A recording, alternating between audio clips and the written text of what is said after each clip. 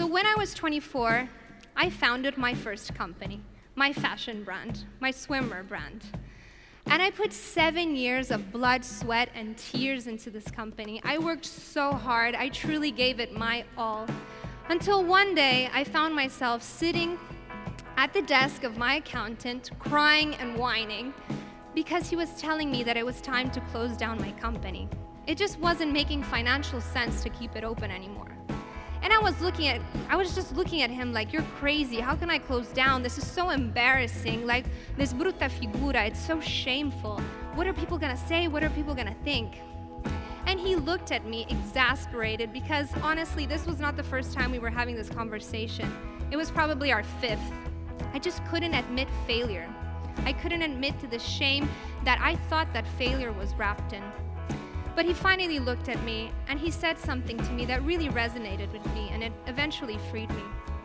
He said to stop focusing so much on the end result, on the fact that I had to close down my company, but to give myself the right amount of credit for all the amazing work that I had put in over these 7 years and all the accomplishments that I had achieved. And he was right, he had seen it all. I mean, I had started this company with nothing but my few savings. My first fashion show was in my backyard. Well, actually, it was my dad's backyard, and I had to beg him to let me use the space for it because I had to have my first fashion show in it. So this was me in 2011, carrying rocks from one side of the runway to the other, just hours before the guests and all the press had arrived. And when they finally did arrive, it had just poured down rain over the entire catwalk and on the bales of hay that I had put for people to sit on. And even finally on the towels that I had put over those bales of hay, everything was completely soaking wet and nobody wanted to sit down and let the fashion show begin. When finally I did convince them to sit down, the models were completely unprofessional because at that point my company couldn't afford professional models. It was a half disaster, if not a total disaster. Over those 7 years, however, I managed to grow my brand into a recognizable and reputable brand. I worked with incredible photographers, influencers, and models all over the world. I shot my campaigns all over the world, from California to Thailand, where I ended up shooting my last campaign. I received thousands of emails of happy clients who would write to me how happy they were with their product. In the end, we think that failure, or at least we hear so much how failure should be inspiring. I was so fixated on the fact that I had to close down my company that I had wiped away all these years of hard work and accomplishments. Failure can be inspiring and it can lead to bigger and better things, but nobody really talks about that process of how do you get there? How do you get through a failure? How do you own it? So I've put together a basic guideline of 3 basic guidelines of how you can get through a failure and own up to one, so that you can fail a little more elegantly than I have. And these, in my case, it's in work in my company, but it can be applicable to anything, whether it's a relationship or whatever personal issue that you're struggling with or failing at. Number 1, be responsible. I know how boring this sounds, but trust me, I'm going to try and make it interesting. When we make a mistake or when things go awfully wrong, our first instinct is usually to blame somebody else and not take full responsibility. I see this happen a lot in relationships, but not taking the blame doesn't make us look any cooler. It just either makes us look like cowards or it makes us look like we're in total denial. As much as I really wanted to blame the Italian tax system for being the reason why I had to close my company down, I'm not gonna do that. I'm still trying not to do that. But if you're not gonna make a mistake and finally admit to it and understand how and where you made the mistake, then what's the point in failing at all? I am who I am and where I am today, thanks to the consequences of my choices and my choices only, nobody else's. If we're gonna be responsible for our success, for our goals and for our ideals and our dreams, we're gonna have to be responsible for our failures, so that one day we can truly be responsible for our successes. Number 2, focus on you. I can't tell you how much time I've wasted worrying about what other people thought of me. And when I'm not thinking about what other people are thinking about me, I'm comparing my life to other people's. In our generation especially, we're constantly bombarded and flooded by images of completely unrealistic lifestyles on social media. My life looks incredible on Instagram, and I promise you it's completely far from it. I have normal ups and downs, just like everybody else's. I just choose not to show it on social media. I promise you I didn't take a selfie and post it the day that I was crying on my accountant's desk. I did, however, take a selfie one day when I was walking home. It started pouring down rain on me. I was carrying these heavy bottles of water alone until I finally got in front of my house and I was locked outside. So I'm under the pouring rain with my bottles of water, locked out of my house. But you know what I posted that moment? I posted this picture. Don't worry about what other people are doing. Focus on you. Focus on the quality of your hard work and on your journey. Do not waste your time looking at what other people are doing, because it's not reality. Number 3 is balance. I had to find the balance within me, where I was judging myself so harshly that I felt like a loser, but I wasn't recognizing all my hard work and accomplishments. But I also had to take the right amount of responsibility and understand how and where I went wrong.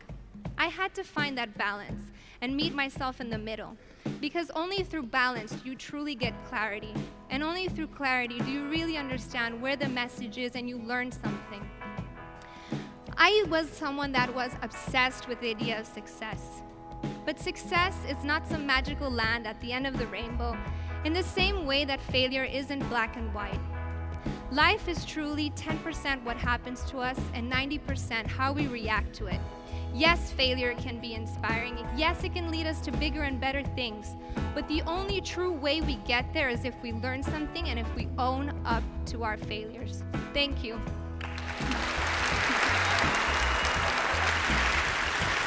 There's something you know about me, something very personal.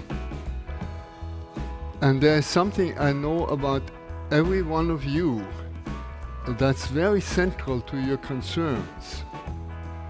There's something that we know about everyone we meet anywhere in the world on the street that is the very mainspring of whatever they do and whatever they put up with. And that is that all of us want to be happy. In this we are all together. How we imagine our happiness, that differs from one another. But it's already a lot that we have all in common, that we want to be happy. Now, my topic is gratefulness. How is the connection between happiness and gratefulness? Many people would say, well, that's very easy. When you are happy, you are grateful. But think again. Is it really the happy people that are grateful? We all know quite a number of people who have everything that it would take to be happy, and they are not happy because they want something else, or they want more of the same. And we all know people who have lots of misfortune that we ourselves would not want to have. And they are deeply happy. They radiate happiness. We are surprised. Why? Because they are grateful. So it is not happiness that makes us grateful. It's gratefulness that makes us happy. If you think it's happiness that makes you grateful, think again. It's gratefulness that makes you happy. Now, we can ask, what really do we mean by gratefulness? And how does it work?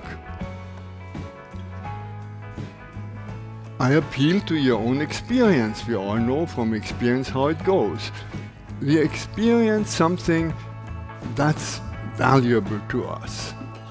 Something's given to us that's valuable to us.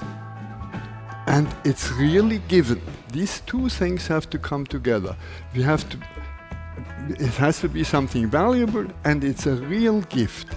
You haven't bought it, you haven't earned it, you haven't traded it in, you haven't worked for it, it's just given to you. And when these two things come together, something that's really valuable to me, and I realize it's freely given, then gratefulness spontaneously rises in my heart, happiness spontaneously rises in my heart. That's how gratefulness happens.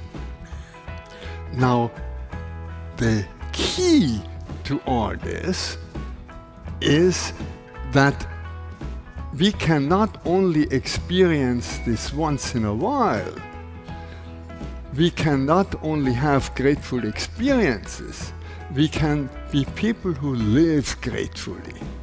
Grateful living, that is the thing. And how can we live gratefully? By experiencing, by becoming aware that every moment is a given moment, as we say. It's a gift. You haven't earned it, you haven't brought it about in any way, you have no way of assuring that there will be another moment given to you. And yet, that's the most valuable thing that can ever be given to us.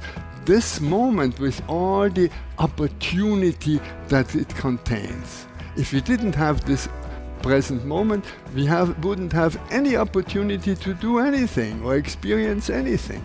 And this moment is a gift. It's a given moment, as we say. Now, we say the gift within this gift is really the opportunity. What you're really grateful for is the opportunity, not the thing that is given to you, because if that thing were somewhere else and you didn't have the opportunity to enjoy it, to do something with it, you wouldn't be grateful for it. Opportunity is the gift within every gift. And we have this saying, opportunity knocks only once. Well, think again. Every moment is a new gift, over and over again, and if you miss the opportunity of this moment, another moment is given to us, and another moment. We can avail ourselves of this opportunity, or we can miss it. And if we avail ourselves of the opportunity, it is the key to happiness.